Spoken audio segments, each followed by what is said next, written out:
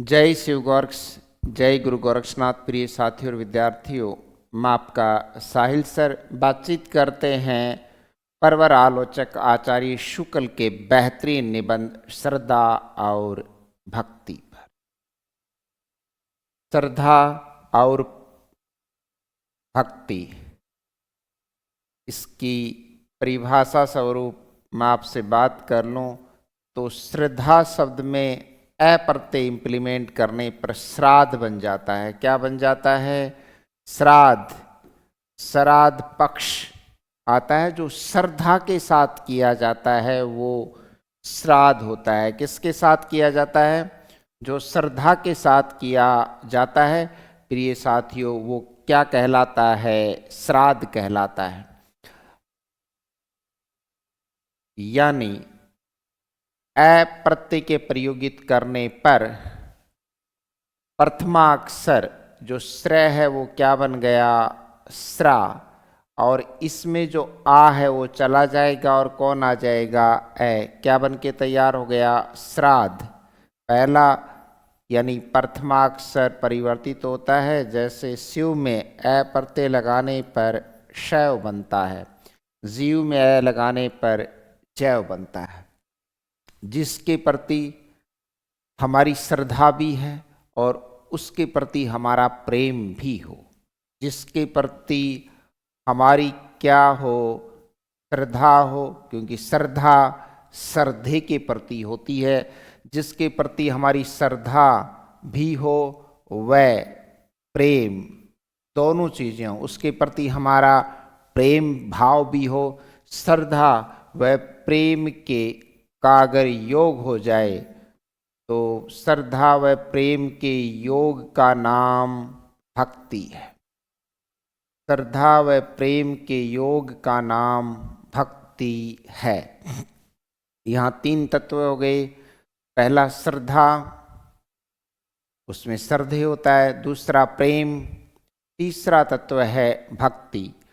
अस्तु इस निबंध में श्रद्धा व उसके महत्व, प्रेम उसके महत्व, उसके स्वरूप व भक्ति के स्वरूप पर बड़ी व्याख्यात्मक शैली में गहन तरीके से प्रकाश डाला आचार्य रामचंद्र शुक्ल ने। ओके सर, पढ़ते हैं। इस पाठ का मैंने इस पाठ को समराइज किया है और उत्साह नामक निबंध को हमने पूर्णता पढ़ा। इसको अपने समराइज रूप में पढ़ेंगे क्योंकि इसका क्लेवर बहुत बड़ा है। Okay sir. श्रद्धा और भक्ति आचार्य रामचंद्र शुक्ल द्वारा लिखा गया लिखित एक प्रसिद्ध निबंध है। यह निबंध उनके निबंध संग्रह चिंतामणि भाग 1 1939 में ही संकलित है। इस निबंध में श्रद्धा, प्रेम और भक्ति के अर्थ और उनके अंतर को बहुत ही गहन तरीके से समझाया गया है। साथ ही इनमें जो माइक्रो डिफरेंस है उस माइक्रो डिफरेंस को भी, यानी इन तीन तत्वों में जो सूक्ष्म अंतर है उसे भी व्याख्यायित किया गया है। और जो मोटे तौर पर जो अंतर परिलक्षित होता है उसकी विवेचना भी व्याख्यात्मक शैली में आचार्य शुक्ल ने की है। ठीक है सर, आगे बढ़ते हैं। श्रद्धा का अर्थ मैंने पहले ही स्लाइड में आपसे बातचीत की। श्रद्धा में अ प्रत्यय लगाने पर श्राद्ध। श्रद्धा में कोई श्रद्धेय होता है जिसमें कोई असीम सत्य अलग से हो, वो शील की अधिकता हो, शील की असीमता हो, अथवा साधन संबंधिनी हो, अथवा और कोई विशेष गुण हो जो जन सामान्य से अधिक हो। उस अर्थ में जब आप जाएंगे तब श्रद्धा स्वरूप सामने आएगा। श्रद्धा को 3 स्वरूपों में उद्घाटित किया गया है। जब हम यानी सामाजिक, हम का अर्थ होता है सामाजिक अथवा प्रेक्षक भी कह सकते हैं, ऑडियंस।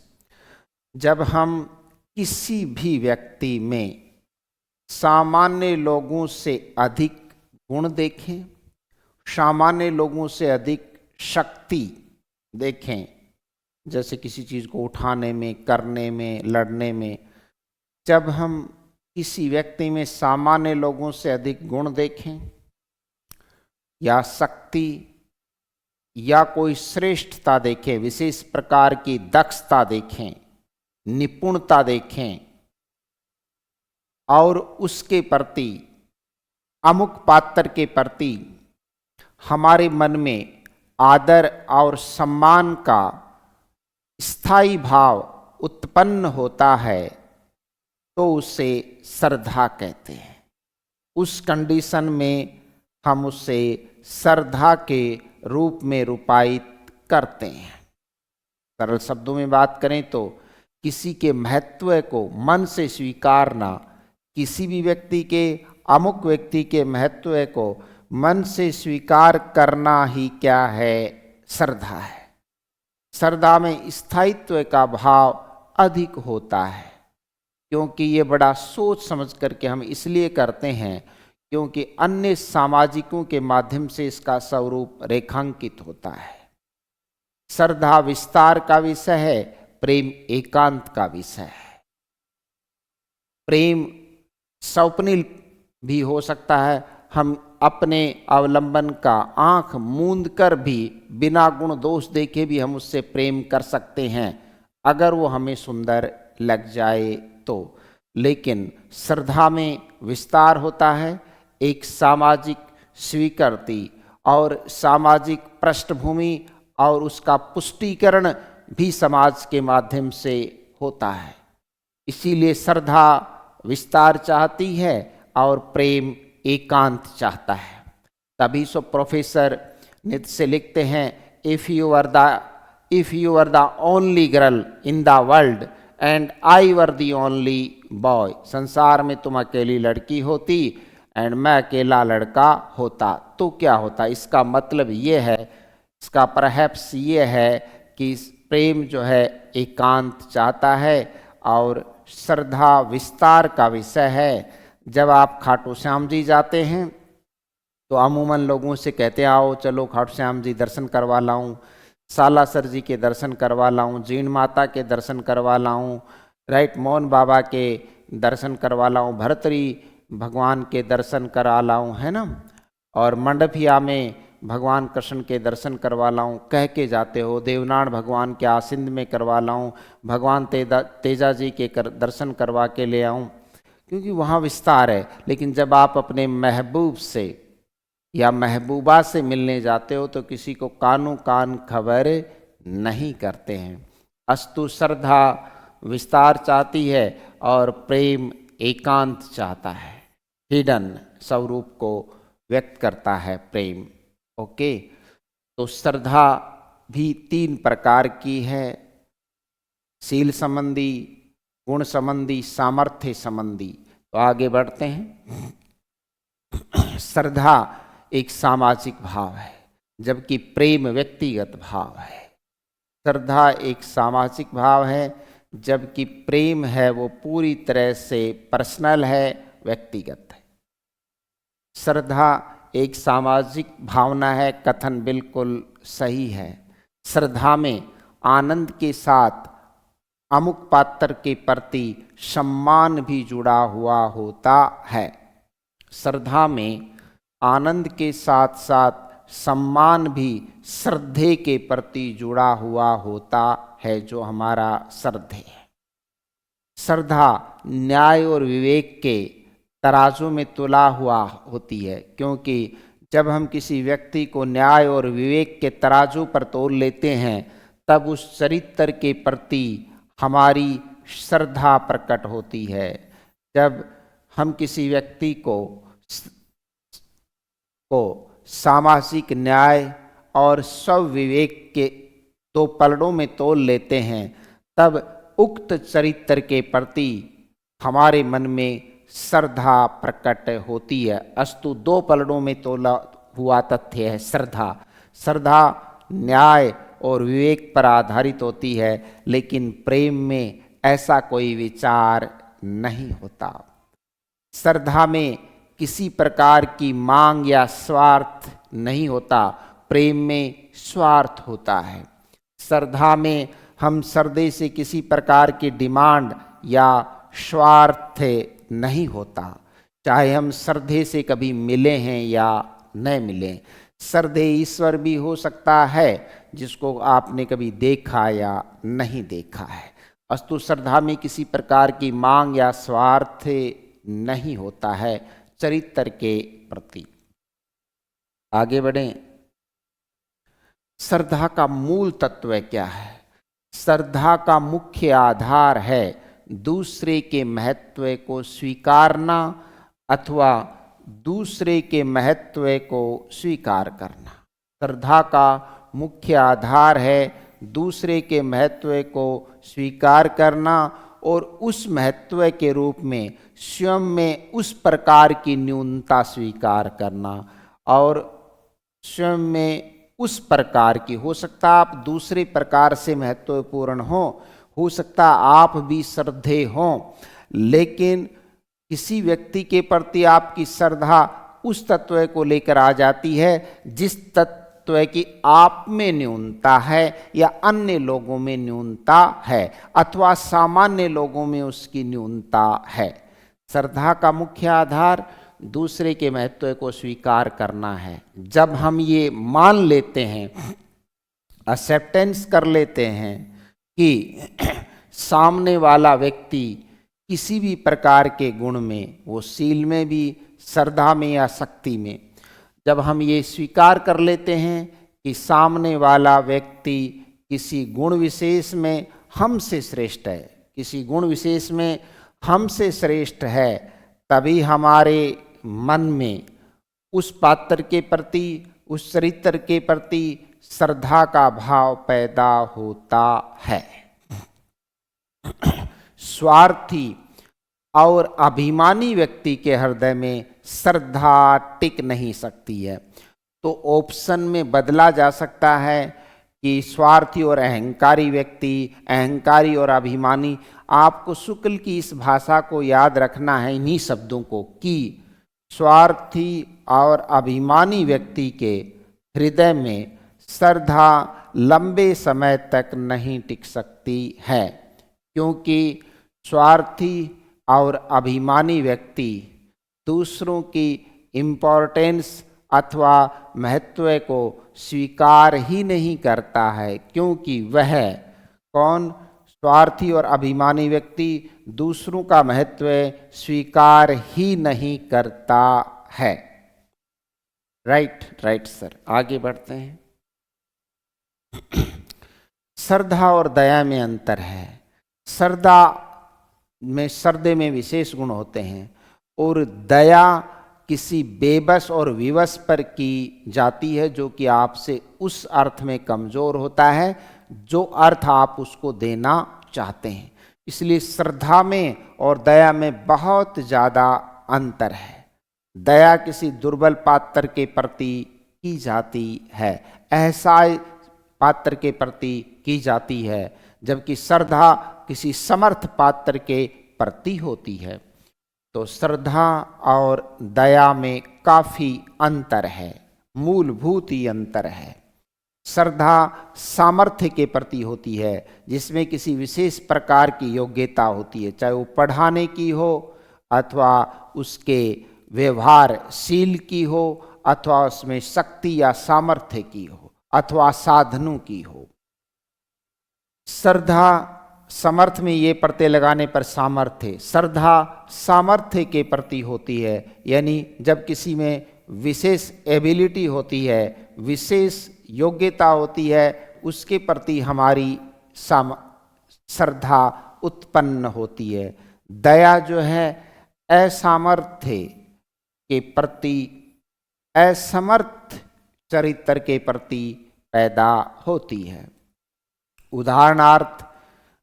उदाहरण के लिए संप्रदान तत्पुरुष किसी विद्वान व्यक्ति के ज्ञान परिज्ञान को देखकर, किसी विद्वान व्यक्ति के ज्ञान परिज्ञान को देखकर जो हमारे मन में उसके प्रति सम्मान पैदा होता है, वह श्रद्धा है। और किसी गरीब, असहाय अथवा विवश व्यक्ति को देखकर जो सहायता की भावना हमारे मन में पैदा होती है वह दया है। इसलिए मूलभूत अंतर है, श्रद्धा ऊपरी चरित्र के प्रति होती है, यहाँ पर आप हैं, और दया इस चरित्र के प्रति होती है जो कि असमर्थ है। ये चरित्र क्या है? असमर्थ चरित्र के प्रति। यहाँ पर आप हैं और ये समर्थ चरित्र है, तो इसके प्रति आपकी दया होगी, आप में भाव पैदा होगा, या तो दया का, आपसे श्रेष्ठ के प्रति आप में श्रद्धा का भाव पैदा होगा। ठीक है सर, आगे बढ़ते हैं। श्रद्धा की कुछ प्रमुख विशेषताओं पर बातचीत कर लेते हैं। जिसके प्रति हमारी श्रद्धा होती है में याचना का भाव नहीं होता, हम उससे कुछ मांगना नहीं चाहते उस चरित्र से। मान लीजिए कोई श्रेष्ठ फिल्मी हीरो है आपकी नज़र में, मेरी नज़र में तो नहीं है, मैं फिल्मी हीरो को श्रेष्ठ मानता ही नहीं, वो तो रील है, रियल नहीं है। अगर मान लीजिए अभी जीवित होते सरदार वल्लभ भाई पटेल, तो उसके प्रति आपकी श्रद्धा का भाव होता, और आज भी है। हमारा उनके प्रति कुछ मांगने का भाव नहीं होता, यानी श्रद्धा में हम याचक नहीं बनते हैं, श्रद्धा में याचना का भाव नहीं होता है। श्रद्धा में व्यक्ति समाज का प्रतिनिधि बनकर सम्मान प्रकट करता है श्रद्धे के प्रति। हम एक समाज का प्रतिनिधि बनकर, श्रद्धा में व्यक्ति, हम स्वयं, आप लोग समाज के प्रतिनिधि बनकर हम सम्मान की भावना प्रकट करते हैं। श्रद्धा का संबंध कर्म से माना है, आप इस बात पर भी गौर करेंगे। आचार्य शुक्ल यहाँ देवत्व की बात नहीं कर रहे, श्रद्धा का संबंध कर्म से होता है, ये बात भी मानी है उन्होंने। कर्म सदाचार रूपी भी हो सकता है, शक्ति संबंधी भी हो सकता है, साधन संबंधी भी हो सकता है। श्रद्धा का संबंध कर्म से है, ये आप विशेष तौर से ध्यान दें। आचार्य शुक्ल कर्म योग की तरफ बढ़ रहे हैं। श्रद्धा जागरण है, क्योंकि जिस समाज में सदाचार के प्रति श्रद्धा और अत्याचार के प्रति विरोध करने वाले जितने अधिक लोग पाए जाएंगे, वह समाज उतना ही सभ्य कहा जाएगा। जिस समाज में अत्याचार के प्रति विरोध और सदाचार के प्रति श्रद्धा प्रकट करने वाले जितने अधिक लोग पाए जाएंगे, वह समाज उतना ही सभ्य कहा जाएगा। अस्तु श्रद्धा का संबंध कर्म से होता है। श्रद्धा एक जागरण है, क्योंकि आप समाज में महत्व को स्वीकार करते हैं, लोगों के महत्व को स्वीकार करते हैं, जिससे समाज में चेतना बढ़ती है। इसलिए श्रद्धा जागरण है, जबकि प्रेम एक स्वयपन है। राइट? जब हम श्रद्धे तक बढ़ते हैं तो उसके गुणों को देखकर बढ़ते हैं, लेकिन प्रेम में गुण बाद में देखते हैं, पहले हम उसकी शक्ल और सूरत पर चले जाते हैं। इसलिए गुण और दोष का उसमें विवेचन नहीं हो पाता है। श्रद्धा में गुण दोष का विवेचन हो जाता है, इसलिए श्रद्धा जागरण है, जबकि प्रेम को एक स्वयपन है। प्रेम क्या है? एक स्वयपन है। हम श्रद्धे के प्रति समाज से होकर गुजरते हैं, सामाजिक अवधारणाओं के माध्यम से वहाँ तक हमारी श्रद्धा का विषय पहुँचता है, हमारा सम्मान वहाँ तक जाता है। जबकि प्रेम में हम अपने आलंबन से होकर फिर समाज की तरफ आते हैं। राइट? श्रद्धालु व्यक्ति, अगर आप एक श्रद्धालु व्यक्ति हैं, श्रद्धालु व्यक्ति के सामने वाले के कर्मों को देखकर, श्रद्धालु व्यक्ति सामने वाले के जिसके प्रति आपका श्रद्धा भाव है वो सामने वाला हो गया। श्रद्धालु व्यक्ति सामने वाले के कर्मों को देख करके प्रभावित होता है। तो कर्म का महत्व है, और वो भी 3 प्रकार के कर्म आचार्य शुक्ल आगे रेखांकित करेंगे।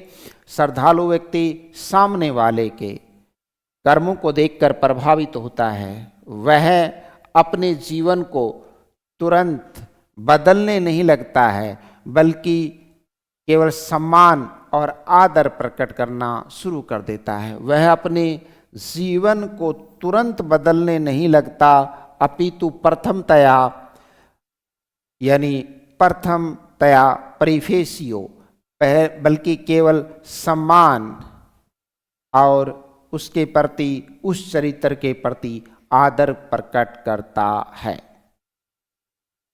आगे बढ़ते हैं।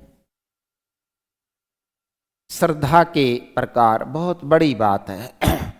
सर्वश्रेष्ठ जो श्रद्धा है वो प्रतिभा संबंधी होती है।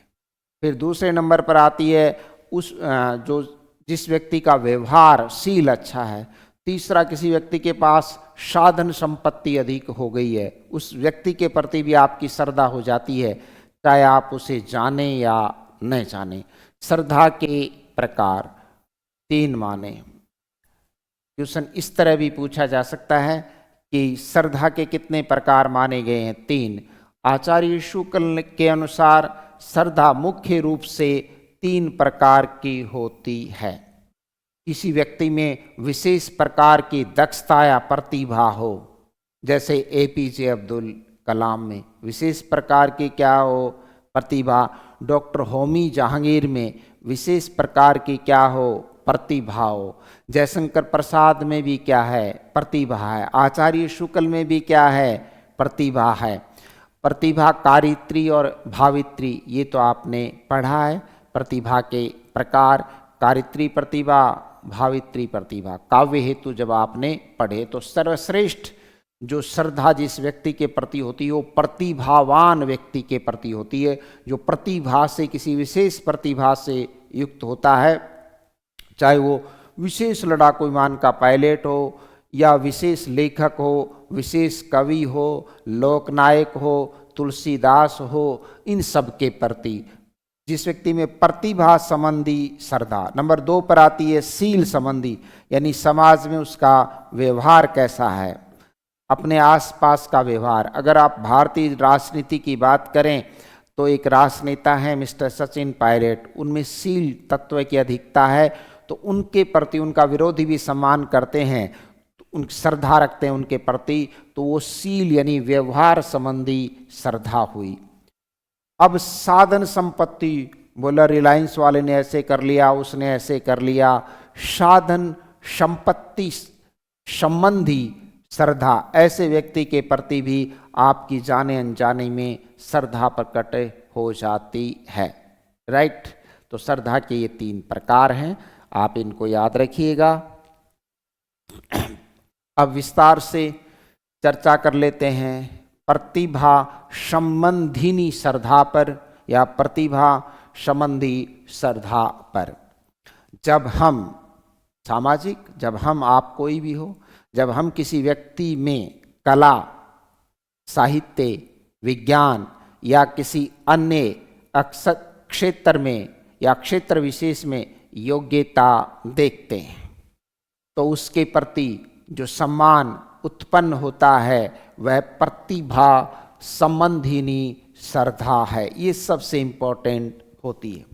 जब हम किसी व्यक्ति में कोई विशेष कला, साहित्य, विज्ञान, मैंने उदाहरण दिया आचार्य शुक्ल में प्रतिभा है, प्रतिभा पुत्र हैं, और आपके जयशंकर प्रसाद में भी विशेष प्रतिभा है, तुलसीदास भी प्रतिभा पुत्र हैं। अपरिमित धैर्य लेकर एक प्रतिभा पुत्र पैदा हुआ जिसने भारतवर्ष में समन्वय की विराट चेष्टा की। जब हम किसी व्यक्ति में कला, साहित्य और विज्ञान या किसी अन्य क्षेत्र में विशेष योग्यता देखते हैं, अवलोकित करते हैं, तो उस चरित्र के प्रति जो सम्मान हमारे मन में, सामाजिकों के मन में उत्पन्न होता है, वह प्रतिभा संबंधिनी श्रद्धा है। आगे बढ़ते हैं। उदाहरण के लिए किसी कवि की सुंदर कविता, कामायनी आदि पढ़कर या किसी चित्रकार की, पिकासो की चित्रकार की अद्भुत चित्रकला को देखकर हमारे मन में जो आदर आता है वह श्रद्धा है। श्रद्धा विस्तार है, क्योंकि श्रद्धे आपको जाने या न जाने। क्योंकि श्रद्धा विस्तार का विषय है। यदि हम किसी महान कृति की विशेषता नहीं समझ पाते तो ये हमारी समझ की कमी है, न कि उस कलाकार की। लोगों ने, बहुत सारे लोगों का कोर्सेज ले रखा है, अब नहीं समझ में आए तो ये उस प्रतिभा की कमी नहीं है, अपितु लोगों की समझ की कमी है। क्योंकि धवन्यालोक आनंदवर्धन की कृति को लोगों ने पहले नहीं पढ़ा। जब उसी कृति की धवन्यालोक लोचन नाम से अभिनव गुप्त ने व्याख्या की तो दुनिया में वो सर्वाधिक प्रसिद्ध हो गई है। पतंजलि को कोई पूछता नहीं था, जब एक व्यापारी बाबा आया तो पतंजलि के प्रति आपका सम्मान हो गया।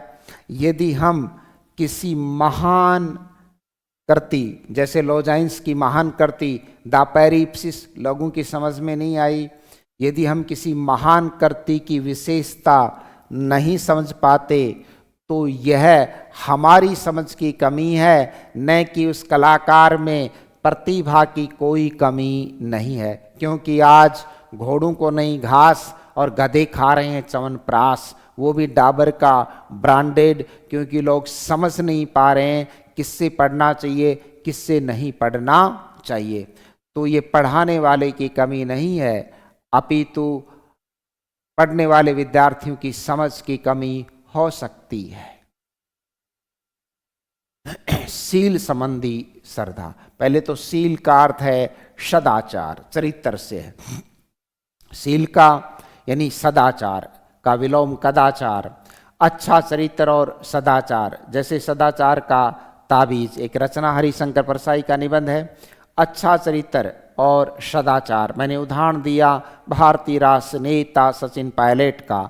अच्छा चरित्र और सदाचार, जरूरी नहीं कि आप में उनसे ज़्यादा भी सदाचार हो सकता है, पर उनका चूंकि रेखांकित है।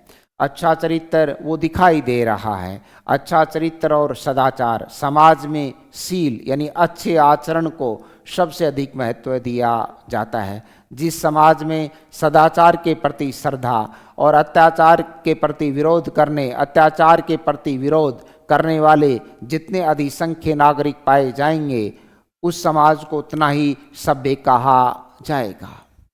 अच्छा चरित्र और सदाचार, सत प्लस आचार। समाज में सील को सबसे अधिक महत्व दिया जाता है, वो सील संबंधिनी श्रद्धा होती है। सदाचारी व्यक्ति के प्रति श्रद्धा का भाव रखना सामाजिकों का हमारा कर्तव्य है। यदि हम अच्छे आचरण का सम्मान नहीं करते तो हम समाज के प्रति अपना कर्तव्य नहीं निभाते हैं, इतना याद रखिए। यदि हम अच्छे आचरण वाले के प्रति सम्मान नहीं करते तो यकीन मानिए हम समाज के प्रति अपने कर्तव्य का निर्वहन नहीं कर रहे हैं। इसलिए धर्म की भी पहली सीढ़ी श्रद्धा ही है। यकीन मानिए धर्म की भी पहली सीढ़ी श्रद्धा ही है। धर्म की पहली सीढ़ी श्रद्धा से, फिर आगे आगे आप धर्मात्मा बन सकते हैं। साधारण लोगों के लिए सबसे पहले सील पर ध्यान देना चाहिए, क्योंकि यही तत्व समाज की रक्षा करता है। प्रतिभा संबंधी तत्व विकास कर देता है, लेकिन समाज की रक्षा इन्हीं सील संबंधी व्यवहार से होती है। तो किस प्रकार की श्रद्धा से समाज की रक्षा होती है? वो होती है सील संबंधिनी श्रद्धा से। या आप क्वेश्चन पर रेखांकित कर लें, साधारण लोगों के लिए सबसे पहले सील पर ध्यान देना चाहिए, क्योंकि ये जो सील संबंधी श्रद्धा है यही समाज की क्या करता है? रक्षा करता है। ठीक है, सील तत्व है। साधन संपत्ति संबंधी श्रद्धा, जो कि तीसरे नंबर पर विराजमान है। जब हम किसी व्यक्ति में अधिक शक्ति देख लेते हैं, 5-5 लोगों को गिरा देता है, कुश्ती लड़ लेता है, कबड्डी का प्लेयर है, राइट, दौड़ है, रेसर है, एथलीट है, पहलवान है। जब हम किसी व्यक्ति में अधिक शक्ति या उसके पास अधिक धन या साधन देखते हैं, साधन के कई स्वरूप होते हैं। आप गाड़ी मोटर कार से ही नहीं लें, साधन देखते हैं तो भी उसके प्रति श्रद्धा उत्पन्न हो सकती है। हो सकती शब्द का इस्तेमाल इसलिए क्योंकि ये तीसरे नंबर की श्रद्धा है। लेकिन यह श्रद्धा तभी उचित है जब वह शक्ति या साधन अच्छे कार्यों में उपयोग कर रहा हो, लोगों को ट्रस्ट कर रहा हो, 2 नंबर से नहीं कमाया हो, तभी है। इसलिए शक्ति शब्द का प्रयोग किया है। कई लोग पहले 2 नंबर से पैसा कमा लेते हैं, राइट, और बाद में समाज में चंदा देने लग जाते हैं। लोग उसको साधन संपन्न समझ के उनके धोख खाते हैं, ये करते हैं, वो करते हैं, तमाशा करते हैं। वो श्रद्धा नहीं है। लेकिन यह श्रद्धा तभी औचित्यपूर्ण है जब वह व्यक्ति शक्ति और साधन अच्छे कार्यों में उपयोग करता हो, तभी हम उसके प्रति श्रद्धा रख सकते हैं, अन्यथा नहीं रखें। कई अफीम बेचकर करोड़पति हो जाते हैं, अखबारों में पढ़ते हो। कई किसानों का पैसा खाकर LIC का वो पैसे वाले हो जाते हैं। ये उचित नहीं है। इनके प्रति श्रद्धा नहीं, इनके प्रति तो दुर्भावना होनी चाहिए। श्रद्धा बिना सदुपयोग या दुरुपयोग का विचार किए केवल सामर्थ्य पर भी हो सकती है। ये भी आप देखिए, श्रद्धा जो है बिना सदुपयोग या दुरुपयोग का विचार किए केवल सामर्थ्य पर भी, किसकी समर्थता पर भी हो सकती है। शक्तिवान कोई पुरुष है तो उसमें विनम्रता होनी चाहिए, तभी उसके प्रति श्रद्धा का भाव पनप सकता है। शक्ति के साथ विनम्रता भी होनी चाहिए। शक्ति रूपी सामर्थ्य या साधन संबंधी समर्थता में विनम्रता का होना जरूरी है। वैभव, यश, किसी के पास ग्लोरी है, यश है, किसी विशेष प्रकार का वैभव है, क्योंकि भाग्य का देवता चंद्रमा है विभु। विभु में अ प्रत्यय प्रयोगित करने पर वैभव शब्द की निर्मिति होती है, यानी glorious, that is called glory. Glory यानी ग्लोरियस, अंग्रेजी वर्ड्स। वैभव के साथ किसी व्यक्ति में यश है, संयम और समय का पालन भी होना चाहिए। वैभव के साथ अमुक व्यक्ति में संयम और समय का पालन भी होना चाहिए।